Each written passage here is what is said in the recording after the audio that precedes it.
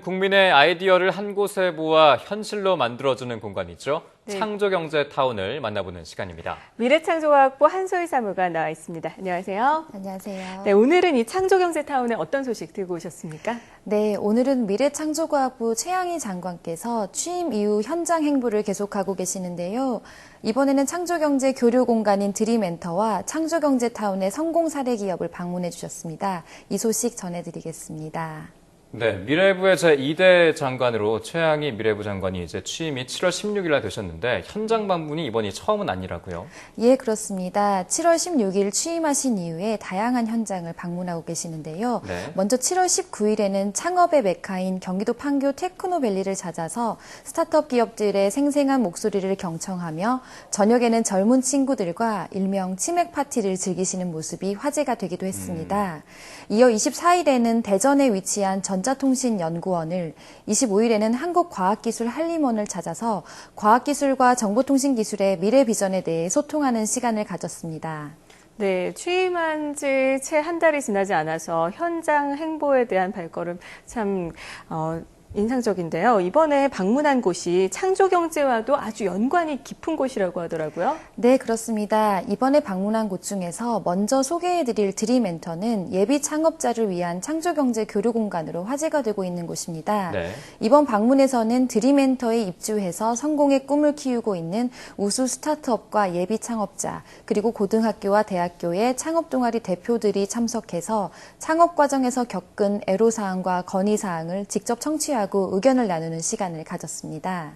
네, 드림엔터라는 그 명칭 자체가 자신의 꿈을 실행해준다라는 의미가 있는데요. 그동안 이러한 공간이 이 국민들의 그 어떤 성과를 어떻게 실현시켜줬는지 자세히 설명을 해주시죠. 네, 그렇습니다. 드림엔터, 국민들의 꿈, 특히 예비 창업자들의 꿈을 실행하기 위한 역할을 도맡아 왔었는데요. 네. 올해 2월에 개관한 이후 월 평균에 약 6천 명 정도가 방문을 하고 있고요. 창조경제타운 회원을 대상으로 하는 상시 멘토링과 기업 매칭데이가 매월 열리고 있습니다. 또한 미국 카우프만 재단의 실전 창업 교육이나 아바 엔젤클럽 투자 설명회를 개최하는 등 예비 창업자의 꿈의 공간으로 성장하고 있는 중입니다. 네, 그렇군요. 이 최양희 장관 현장 행보에 대해서 의미를 두는 이유가 바로 진정한 소통이 가능하기 때문이 아닐까 이런 생각해보게 되는데요. 지난주에는 이 YTN이 위치한 상암동에도 최 장관이 직접 발걸음을 하셨죠.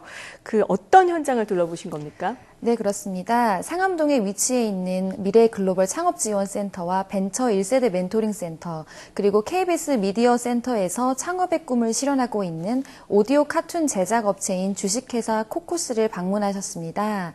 특히 코코스는 창조경제 타운을 통해서 재기의 꿈을 실현하고 있다는 데에서 더욱 큰 의미가 있다고 하겠습니다. 네, 오실 때마다 매주 창조경제타운에서 우수한 성공 사례 기업들의 사례를 좀 이야기를 해주시는데 네. 방금 말씀하신 코콕스도 좀 그러한 업체 중에 하나인 것 같은데요. 좀 더 자세하게 설명을 해주시죠. 네, 코코스는 오디오 카툰이라는 아이디어로 창업에 도전하고 있는데요. 기존의 웹툰에 성우의 음성을 입혀서 생동감을 불어넣고 보고 듣는 융합형 만화 콘텐츠를 제작하고 있는 중입니다. 특히 코코스는 KBS 미디어와의 협업을 통해서 음성 더빙, 서비스 개발 등의 준비 작업을 함께 진행 중이어서 상호 협력을 통해 새로운 시장을 창출해 나갈 것으로 더욱 기대를 모으고 있습니다. 네, 이 코코스의 뒤에는 든든한 창조경제타운의 멘토가 계시다고 하는데 어떤 분입니까?